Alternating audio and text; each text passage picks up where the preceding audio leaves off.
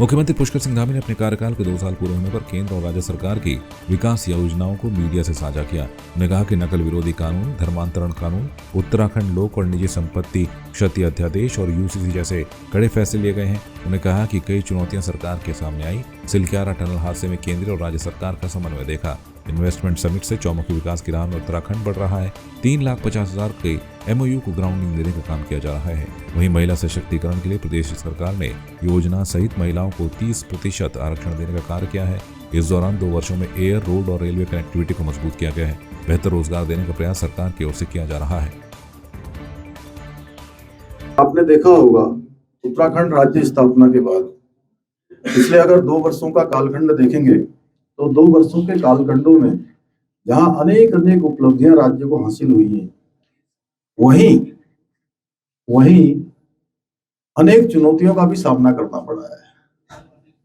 अनेक चुनौतियां हमारे सामने आई, चाहे वो जोशीमठ की आपदा हो, चाहे वो सिलक्यारा टनल का मामला हो, या चाहे इन चुनौतियों को हमने उत्तराखंड की देवतुल्य जनता के आशीर्वाद से, हमारे प्रधानमंत्री आदरणीय मोदी जी के आशीर्वाद से, उनके मार्गदर्शन में उन चुनौतियों को काम करते हुए उनमें हमको सफलता मिली। और बहुत सारे जो चुनौतीपूर्ण विषय थे, उन विषयों पर भी हम आगे बढ़े और निर्णायक रूप से आगे बढ़े। बहुत सारे हमने सख्त निर्णय भी लिए, सख्त कानून भी हमने बनाने का काम किया है उस दृष्टि से। और तीसरा कि हमने जो भी उत्तराखंड की देवतुल्य जनता से जो भी हमने उनसे वायदा किया था, जो भी हमने संकल्प उनके सामने प्रस्तुत किए थे, मुझे आप सबको बताते हुए खुशी है कि उसमें भी हम बहुत निर्णायक रूप से आगे बढ़ गए हैं। बहुत सारे निर्णय हमने ले भी लिए हैं, बहुत सारे वायदों को हमने पूरा भी कर लिया है। उत्तराखंड में लोकसभा चुनाव के दौरान आदर्श आचार संहिता को लागू करवाने में लापरवाही बरतने वालों पर कार्रवाई के निर्देश जारी कर दिए गए हैं। अल्मोड़ा में आबकारी निरीक्षक के तौर पर जिम्मेदारी संभाल रहे बलजीत सिंह को निलंबित करने के आदेश दे दिए गए हैं। बलजीत सिंह पर चुनाव के दौरान आदर्श आचार संहिता को बेहतर तरीके से लागू करवाने के लिए अवैध शराब की तस्करी को रोकने के निर्देश हुए थे, लेकिन वो अपनी ड्यूटी क्षेत्र से अनुपस्थित पाए गए, जिसको लेकर अल्मोड़ा के सहायक आबकारी आयुक्त और प्रभारी जिला आबकारी अधिकारी मनोज कुमार उपाध्याय ने पुलिस में भी शिकायत की थी।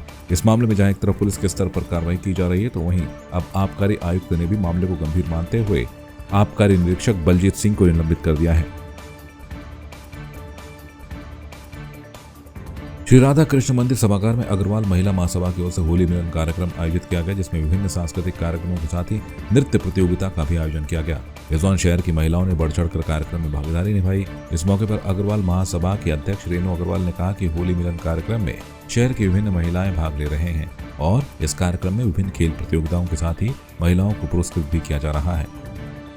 बहुत अच्छे प्रोग्राम हमने ऑर्गेनाइज किए हैं और हमें उम्मीद है कि हमारी महिलाएं बहुत एंजॉय कर रही हैं। हमने गेम्स रखे हैं, मस्ती भरे हाउजी रखी है और होली के उपलक्ष्य में क्विज भी करेंगे ताकि लेडीज़ को नॉलेज हो कि भाई ये त्योहार क्यों मनाया जाता है।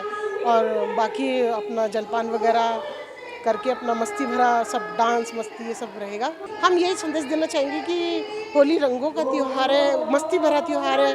आज के दिन ये जो है बुराई पे अच्छाई की जीत का एक प्रतीक है और आज के दिन जो है महिलाएं अपने घर की सब टेंशन परेशानी भूल के यहाँ पर इतनी मस्त हो जाती है, मस्त होती है। हम यही चाहते हैं कि सबका जीवन अपना हमेशा ही ऐसे रंगों से भरा हुआ रहे और ऐसे ही मस्ती भरे जीवन से जीते रहे सब। ये रंगारंग कार्यक्रम है, कृष्ण जी के साथ की लीलाएं हैं यहाँ पर। जैसे वृंदावन में बरसाने में होली मनाई जाती है उस तरह का है। फूलों की होली है, लठमार होली है और रंगों की होली है और बहुत ही अच्छा ये कार्यक्रम मनाया जाएगा और बहुत सभी महिलाएं बड़े उत्साह के साथ इस कार्यक्रम में उपस्थित हुई हैं। यही संदेश देना चाहते हैं कि किसी को भी आपस में बैर नहीं रखना चाहिए और इतने दिनों से हम लोग जो कार्यक्रम बनाने जा रहे हैं ये इसीलिए कि आपस का बैर ख़त्म हो जाए। जो आपस की लड़ाइयों से दुश्मनाई होती है वो नहीं होनी चाहिए, प्यार होना चाहिए। मसूरी में बहुत एकता है और हम चाहते हैं यहाँ सारा समाज एक दूसरे से मिलकर जुलकर होली कार्यक्रम करे। पौड़ी जनपद के पाबो ब्लॉक के जवाड़ी गांव से पहुंची होलियारों की टोली ने मुख्यालय पौड़ी पहुंचकर शहर के मुख्य मार्गों में जमकर अबीर गुलाल उड़ाया।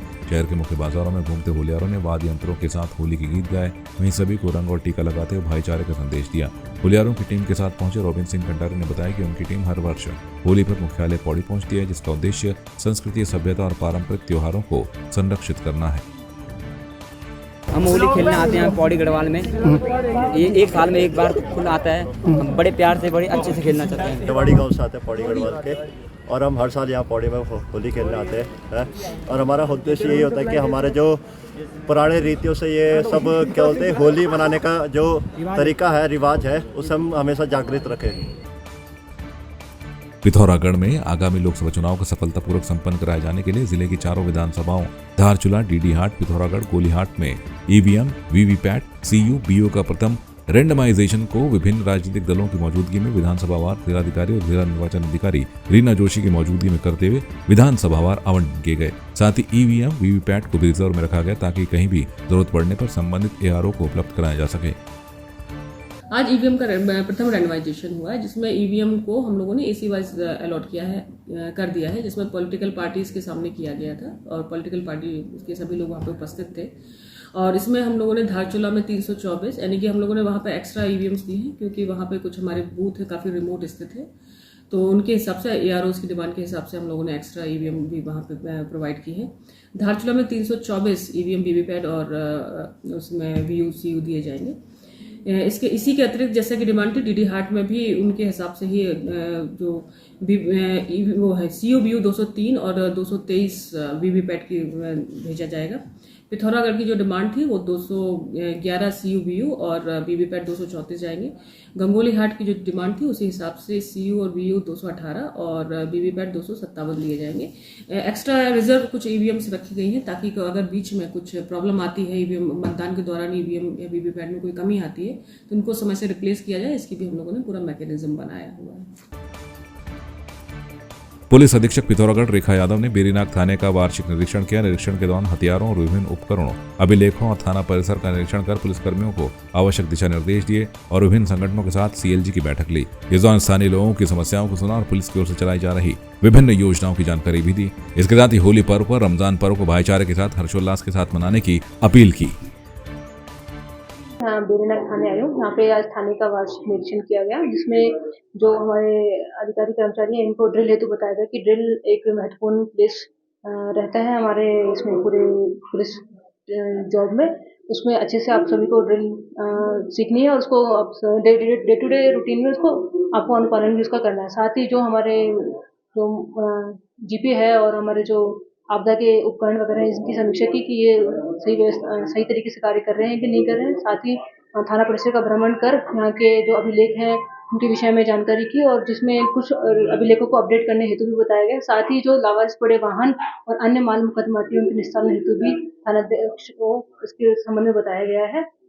और इसके साथ ही हमने यहाँ पे सीएलजी मीटिंग भी गोष्ठी भी इसमें ली, जिसमें सभी जो स्टेक होल्डर्स हैं उनका प्रतिभाग रहा और सबसे उनके समस्याओं के बारे में जाना और उनको बताया गया कि आगामी होली और जो रमजान का माह चल रहा है इस संबंध में उनको दिशा निर्देश दिए कि और अपील भी की साथ में कि इसको आप हर्षोल्लास के साथ बनाएंगे और भाईचारे की भावना से जो ये त्यौहार है इसको संपन्न कराएंगे।